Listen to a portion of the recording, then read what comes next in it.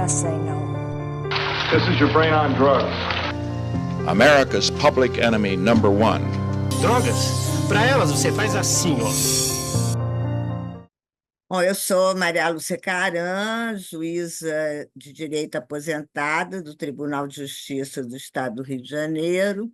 Fui também juíza auditora da Justiça Militar Federal e defensora pública no Estado do Rio de Janeiro.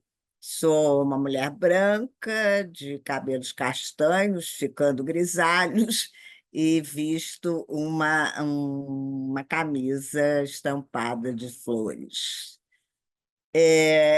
Inicialmente, entrando no nosso tema de hoje, parece-me importante traçar um rápido histórico da criminalização de condutas relacionadas à produção, ao comércio e ao consumo das selecionadas drogas tornadas ilícitas, partindo do plano internacional, pois essa é matéria que não se limita ao âmbito interno de cada país, tendo se constituído como uma política globalizada.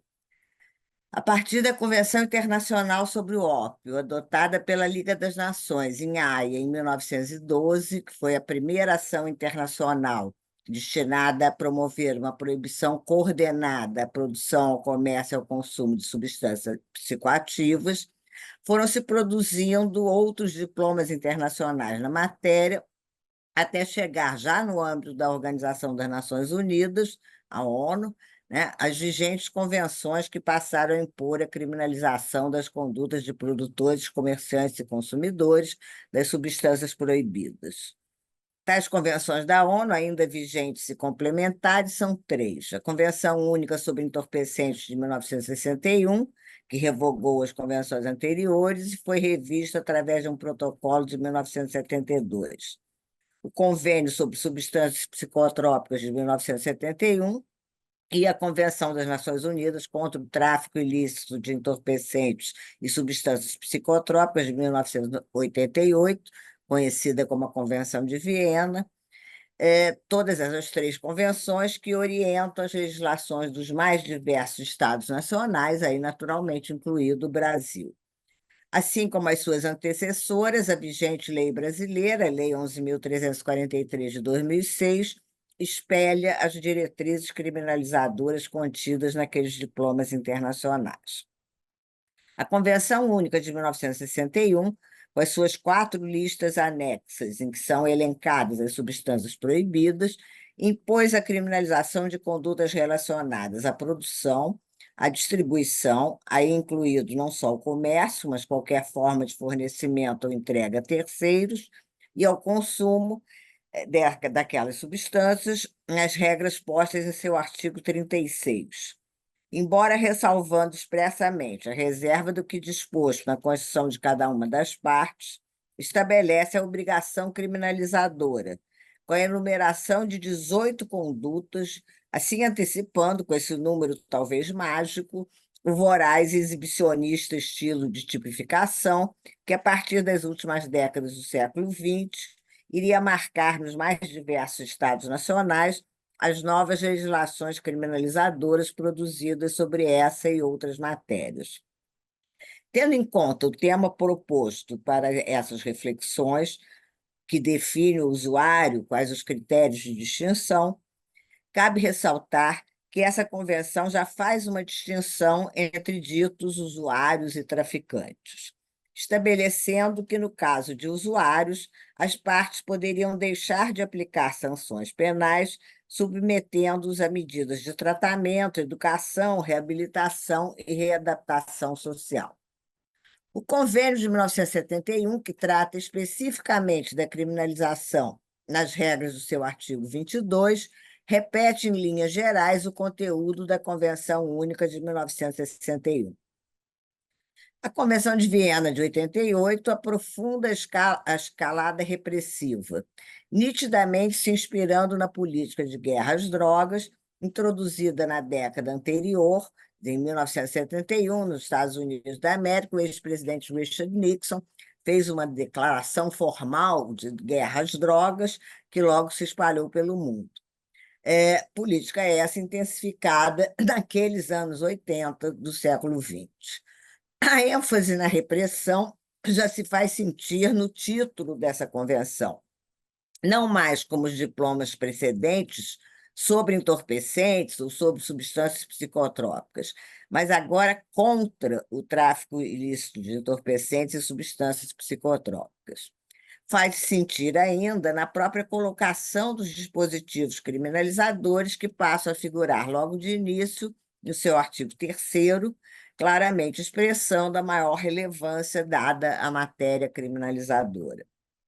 A distinção entre usuários e traficantes, vinda na Convenção de 1961, é reiterada, e, embora explicitando que as partes deverão criminalizar as condutas referentes ao consumo, reitera também a possibilidade de substituição das sanções penais por medidas de tratamento, educação, reabilitação e readaptação social, introduzindo-se dispositivo que estabelece que o conhecimento, a intenção ou a finalidade requeridos como elementos das condutas caracterizadoras do tráfico poderão se inferir das circunstâncias objetivas do caso.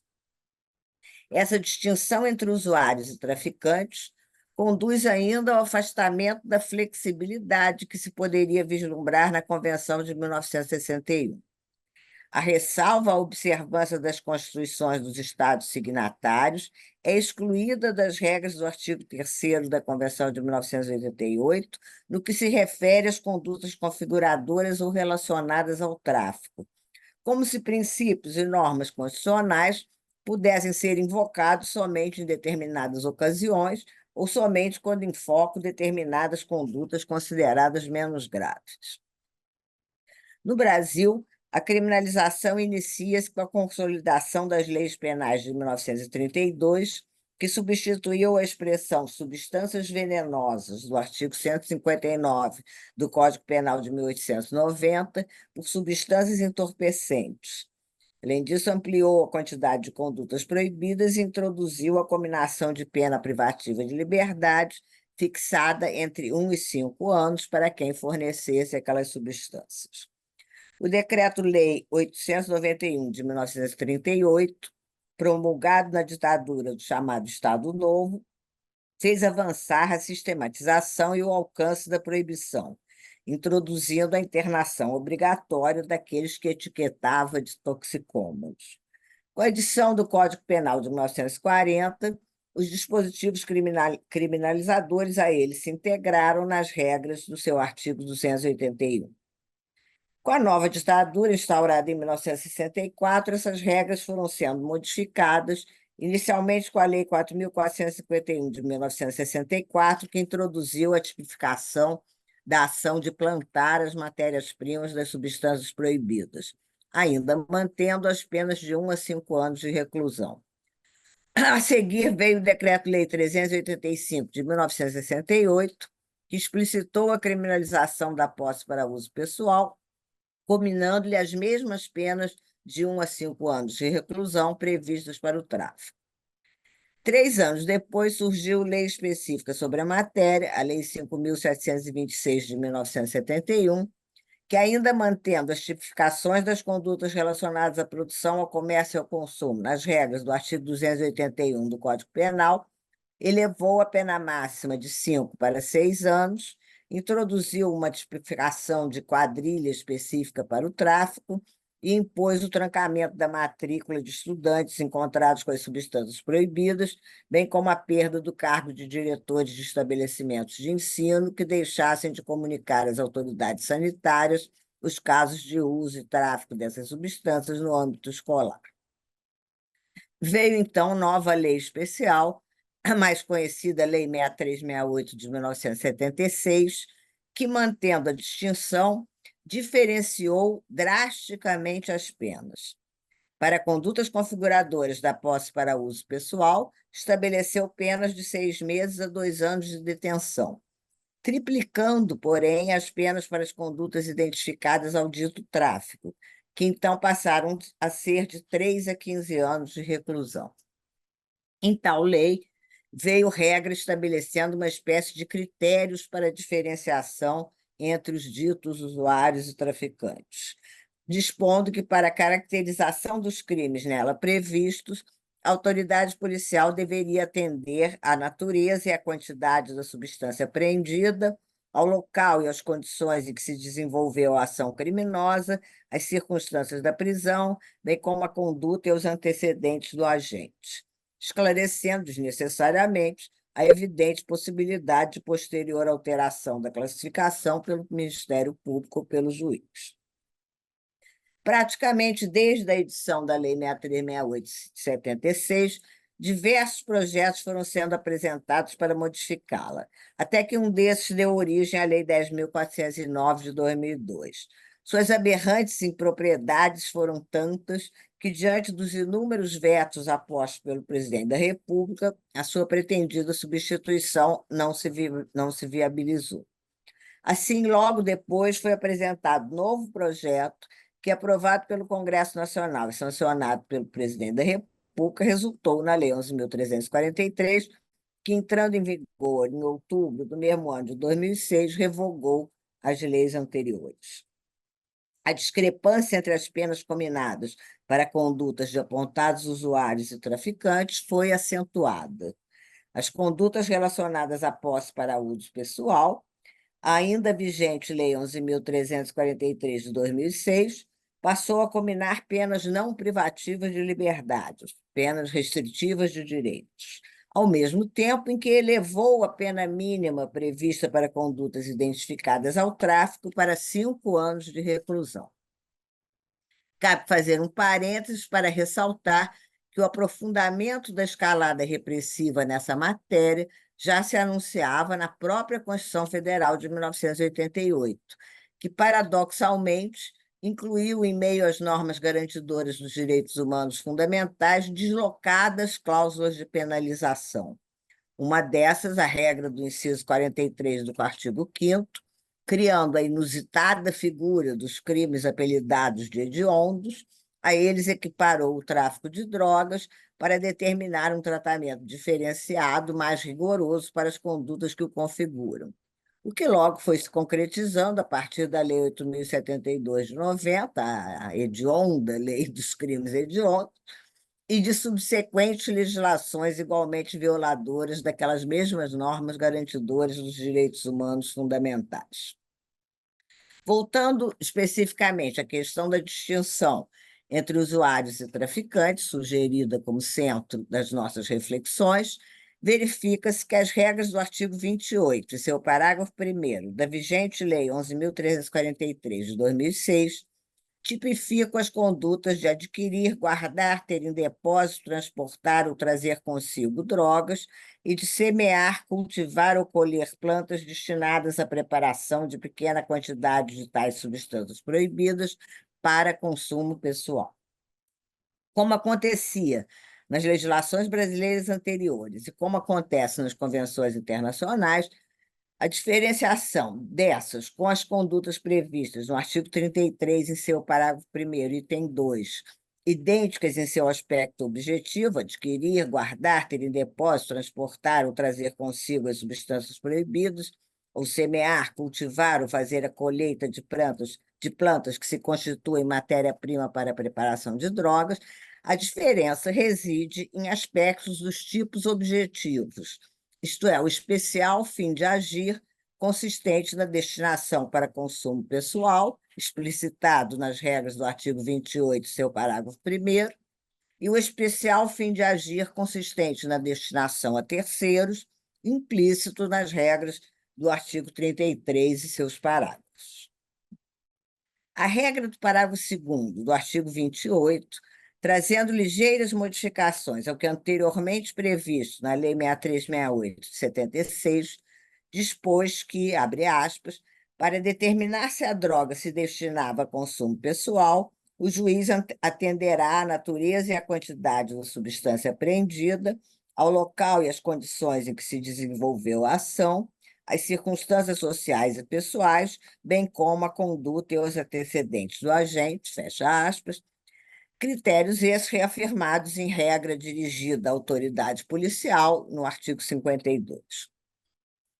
Toda discussão em torno da distinção entre ditos usuários e ditos traficantes se intensificou com o julgamento no Supremo Tribunal Federal do recurso extraordinário 635.659, com repercussão geral, tema 506, fundado na alegação de inconstitucionalidade por violação à intimidade das regras do artigo 28 da Lei 11.343 de 2006. Óbvia inconstitucionalidade, que, aliás, há quase 40 anos, em agosto de 1986, isto é, no século passado, já fora inicialmente proclamada pela Corte Suprema da Argentina em relação a análogas regras da lei de drogas daquele país, no que ficou conhecido como caso Basterrica, sendo após reformulado o entendimento da Corte em 1990 e reafirmado em 2009. No seu lento caminhar, o recurso extraordinário foi data de 2011, né? No seu lento caminhar, o tardio julgamento no Supremo Tribunal Federal foi limitando a discussão da requerida declaração de inconstitucionalidade à posse para uso pessoal de maconha, como se fosse possível enxergar alguma diferenciação na alegada violação à norma do inciso 10 do artigo 5º da Constituição Federal, garantidora da intimidade, na ilegítima criminalização das condutas de adquirir, guardar, ter em depósito, transportar ou trazer consigo para consumo pessoal drogas, dependendo de se tratar dessa ou de qualquer outra substância proibida. O argumento trazido foi que, na conduta examinada no recurso extraordinário, era maconha a substância portada, que é absolutamente irrelevante, né? Seria o mesmo, por exemplo, que limitar uma discussão sobre a inconstitucionalidade ou não da penhorabilidade do bem de família do fiador locatício a um apartamento de 3 quartos, por ter tal dimensão o bem penhorado na ação que der origem ao recurso extraordinário em que examinado aquele tema. Não bastasse esse esdrúxulo enfoque, o centro das discussões no Supremo Tribunal Federal se deslocou para o estabelecimento de quantidades que estariam a indicar a finalidade das condutas focalizadas, de modo a configurar uma cenada presunção relativa de uso ou tráfico, desde logo se esquecendo não só os ministros, como todos os que defendem a criação de tal critério, que presunções não passam de ficções, sendo, portanto, incompatíveis com matéria que faz atuar o poder punitivo. Argumenta-se que a falta de parâmetros objetivos geraria uma racializada e seletiva aplicação das regras do artigo 33. Pobres, em sua maioria de pele escura, seriam sistematicamente processados e condenados como traficantes, enquanto ricos ou integrantes de classes médias seriam identificados como usuários. Como se isso fosse algo excepcional, né? Como se a aplicação de quaisquer regras criminalizadoras, como se quaisquer intervenções do sistema penal não se caracterizassem exatamente pela seletividade e discriminação, como se o poder do Estado de punir não fosse sempre necessário e preferencialmente voltado contra os pobres, marginalizados, de pele escura, desprovidos de poder. Não é a questão da falta de diferenciação entre usuários e traficantes. Essa é uma regra do sistema penal. Na realidade, a preocupação em criar formas supostamente mais sólidas de diferenciação entre usuários e traficantes, que, aliás, a meu ver, seria matéria, se fosse o caso, matéria do Poder Legislativo, mas essa preocupação em criar formas supostamente mais sólidas de diferenciação entre usuários e traficantes, estabelecendo-se quantidades que fariam presumir a finalidade de consumo pessoal, desde logo acaba por reproduzir antigos e inegáveis preconceitos e discriminações. A preocupação concentrada na diferenciação entre ditos usuários e ditos traficantes, visando evitar que os primeiros sejam encarcerados, está a indicar que esses seriam os bons, os merecedores de direitos, de proteção, merecedores da liberdade, enquanto os que lhes fornecem a sua desejada mercadoria, os ditos traficantes, poderiam continuar a ser condenados e presos, pois eles seriam os maus. E quem seriam esses bons e esses maus? Tendo em mente o rápido traçado histórico feito de início, basta lembrar de quando surgiu a distinção normativa entre ditos usuários e traficantes, com a drástica discrepância nas penas cominadas. Internacionalmente, a Convenção da ONU de 1961. No Brasil, com a Lei 6368 de 1976, como mencionado. São as décadas de 1960 e 1970, quando começa a se massificar o consumo das drogas tornadas ilícitas entre jovens de classe média e alta. Naturalmente, esses não poderiam ser tratados com tanto rigor, deveriam ser diferenciados. Mas a preocupação em criar formas supostamente mais sólidas de diferenciação entre usuários e traficantes revela ainda um conformismo com distorcidas práticas processuais dos atores da justiça criminal. Critérios para diferenciar ditos usuários e traficantes, a rigor, são totalmente desnecessários. Como visto, o que diferencia condutas de ditos usuários e ditos traficantes, idênticas na descrição dos tipos objetivos, o que as diferencia é o especial fim de agir integrante dos diferentes tipos subjetivos. Não haveria, portanto, que estabelecer qualquer critério específico, como não existem critérios específicos em outros tipos penais que também apresentam em seu aspecto subjetivo a descrição de um especial fim de agir. Bastaria exigir que o órgão da acusação se desincumbisse do ônus da prova que lhe é atribuído, de modo que a admissibilidade de uma acusação pela prática de conduta identificável ao tráfico só pudesse ser reconhecida se, com a inicial, viessem apresentados fatos demonstrativos da probabilidade de que a finalidade buscada pelo agente em sua conduta de portar, trazer consigo, guardar, etc., seria a destinação a terceiros. Fatos, e não meras especulações do tipo de que o réu estava em local conhecido como ponto de venda de drogas, porque quem está em ponto de venda de qualquer mercadoria tanto pode estar comprando como vendendo, né? Essa situação nada indica quanto ao especial fim de agir. Da mesma forma, na sentença, uma condenação às penas do artigo 33 só poderia ser proferida diante da certeza dada por provas induvidosas da destinação a terceiros. A dúvida quanto à finalidade, como qualquer outra dúvida, naturalmente teria que conduzir à absolvição. E vale observar, não há uma desclassificação para um tipo previsto no artigo 28, dada a necessária correlação entre acusação e sentença. Mas essas nem são as questões mais importantes. O que efetivamente há de ser discutido, de modo a ocupar o centro das preocupações, é uma questão muito maior.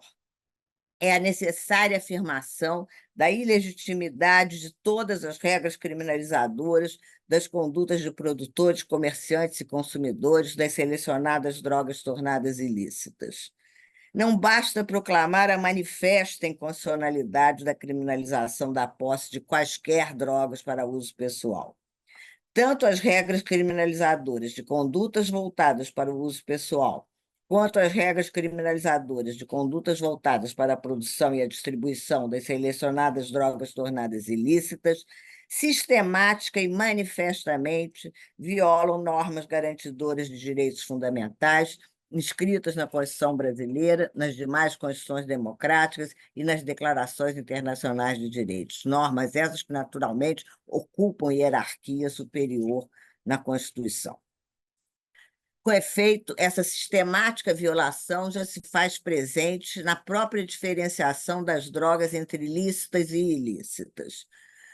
Ao selecionarem determinadas drogas, como a maconha, a cocaína ou a heroína, tornando-as ilícitas e criminalizando as condutas de seus produtores, comerciantes e consumidores, ao mesmo tempo que mantém na legalidade análogas substâncias igualmente nocivas à saúde, como o álcool, o tabaco, as convenções internacionais e leis nacionais discriminatoriamente diferenciam pessoas que se encontram em situação similar, Produtores, comerciantes e consumidores de determinadas drogas são etiquetados e tratados como criminosos, enquanto produtores, comerciantes e consumidores de outras drogas agem em plena legalidade, tratados como pessoas respeitáveis. Não existe nenhuma peculiaridade ou qualquer diferença relevante entre as arbitrariamente selecionadas drogas tornadas ilícitas e as demais drogas que permanecem lícitas. Todas são substâncias que provocam alterações no psiquismo, podendo gerar dependência e causar doenças físicas e mentais. Todas são potencialmente perigosas e viciantes. Todas são drogas.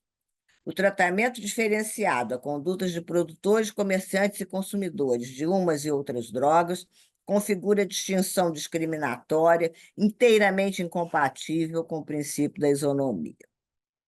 A violação ao princípio da isonomia torna-se hoje ainda mais aberrante quando se dão os primeiros passos na legalização da produção e do comércio e do consumo de maconha, concretizados no Uruguai, no Canadá, em Malta e, nesse momento, em 24 estados dos Estados Unidos da América, ou seja, praticamente na metade dos estados estadunidenses. Enquanto ali um comerciante pode instalar um negócio de venda de maconha, legalmente oferir lucros de sua atividade e pagar ao Estado os impostos devidos, ao mesmo tempo, nos demais países e estados do mesmo Estados Unidos da América, outro comerciante será etiquetado como criminoso e poderá ser preso por vender a mesma mercadoria. Nesse passo, também é de se mencionar as recentes legalizações parciais, né, da maconha em Luxemburgo e na Alemanha. Os dispositivos criminalizadores das condutas de produtores, comerciantes e consumidores das arbitrariamente selecionadas drogas tornadas ilícitas, em regra, se constroem com a utilização das chamadas leis penais em branco, com cuja subsistência, e pior, com cuja crescente disseminação nos ordenamentos jurídicos penais, parece existir um certo conformismo imobilizador dentre estudiosos e aplicadores do direito penal. À semelhança de outras legislações, a vigente Lei Brasileira 11.343 de 2006, como as suas antecessoras, deixa incompleta a definição das condutas que proíbe. A profusão de verbos nas descrições típicas não se segue qualquer especificação do objeto, simplesmente mencionado como drogas, deixando-se a definição do que sejam essas a uma determinação legal ou regulamentar. Para se saber o que não se pode trazer, guardar, ter em depósito, etc., há que consultar a portaria da Agência Nacional de Vigilância Sanitária, Anvisa, órgão do Poder Executivo, a quem é relegada a complementação da descrição típica. Assim, fazendo, a lei penal brasileira, desde logo, nitidamente viola a reserva de lei formal exigida pelo princípio da legalidade. Não bastasse isso, ainda que o complemento viesse em lei regularmente emanada do Poder Legislativo, a falta de precisão da descrição típica a estabelecer apenas contornos da proibição, de todo modo estaria a violar a exigência de taxatividade, desatendendo o mandado de certeza da lei criminalizadora, corolário inafastável do princípio da legalidade.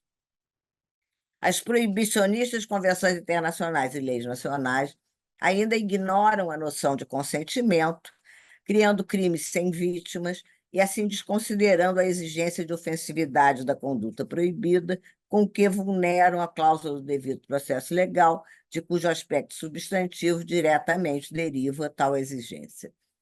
A exigência de ofensividade da conduta proibida torna inadmissíveis intervenções do Estado sobre ações que não envolvam risco concreto, direto e imediato para terceiros, como é o caso da simples posse para uso pessoal, das arbitrariamente selecionadas drogas tornadas ilícitas, o seu mero consumo em circunstâncias que não ultrapassem as fronteiras da privacidade.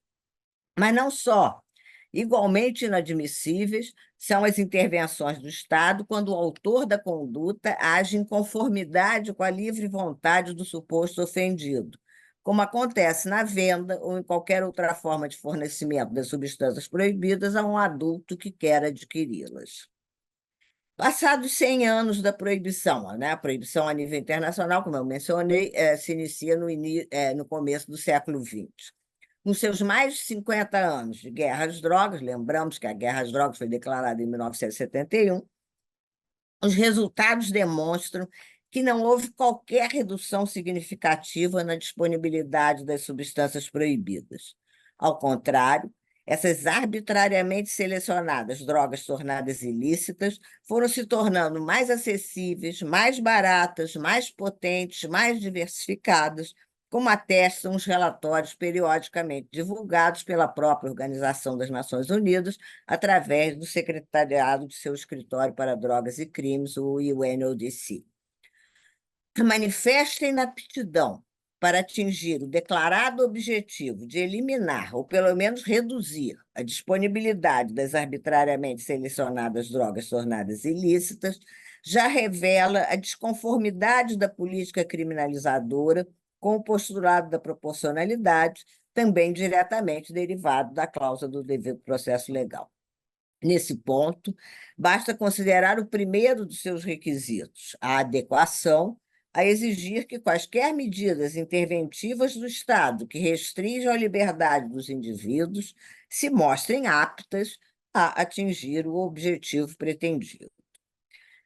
O fracasso da política criminal de guerra às drogas não é o dado mais relevante da sua manifesta inadequação. Não se trata apenas de uma política falida. É muito pior do que simplesmente ser ineficiente. Mais do que a inaptidão para atingir o declarado objetivo de eliminar, ou pelo menos reduzir, a disponibilidade das arbitrariamente selecionadas drogas tornadas ilícitas, o que acontece é que a criminalização acrescenta danos muito mais graves aos riscos e aos danos causados pelas drogas em si mesmas. Basta pensar no mais dramático desses danos, isto é, a violência. Imposta sob o inalcançado e inalcançável objetivo de impedir que as arbitrariamente selecionadas drogas tornadas ilícitas sejam produzidas, comercializadas e consumidas para, alegadamente, evitar que os seus consumidores causem danos à sua própria saúde, essa ilegítima e inapta política criminalizadora acaba por destruir inúmeras vidas, inclusive de pessoas, até mesmo crianças, que sequer têm qualquer relação com as substâncias proibidas, mas que tantas vezes são pegas no fogo cruzado de ações repressivas fundadas na guerra. A violência não é causada pelas drogas. A causa da violência associada às drogas é, sim, a proibição. A produção e o comércio de drogas não são atividades violentas em si mesmas. É sim o fato da ilegalidade que produz e insere no mercado empresas criminalizadas, simultaneamente trazendo a violência como um subproduto das suas atividades econômicas. A relação direta entre proibição e violência fica bastante clara quando se consideram, por exemplo, a produção e o comércio do álcool. Não há pessoas fortemente armadas trocando tiros nas ruas, junto a bares, vinhedos ou outros locais de produção e comércio de bebidas alcoólicas. Por que a violência quando se trata da produção ou do comércio de maconha, cocaína ou heroína? A diferença, obviamente, está na proibição. Quando o mercado é legalizado, não há violência. A produção e o comércio de qualquer droga só se fazem acompanhar de armas e violência quando essas atividades acontecem em um mercado ilegal. Foi exatamente o que aconteceu quando o álcool foi proibido nos Estados Unidos da América entre 1920 e 1933. Era o tempo de Al Capone e outros gangsters trocando tiros nas ruas na disputa do lucrativo mercado das bebidas alcoólicas, então posto na ilegalidade. Imperativo, portanto, superar os tardios, limitados e discriminatórios debates sobre uma suposta necessidade de diferenciar usuários e traficantes. É preciso, sim, reconhecer a manifesta incompatibilidade das regras criminalizadoras das condutas de produtores, comerciantes e consumidores das arbitrariamente selecionadas drogas tornadas ilícitas, com normas garantidoras de direitos fundamentais inscritas nas declarações internacionais de direitos e nas constituições democráticas, assim se resgatando a integridade de tais normas. É preciso, sim, por fim a ilegítima, inapta e danosa política criminalizadora. É preciso legalizar e, consequentemente, regular e controlar a produção, o comércio e o consumo de todas as drogas.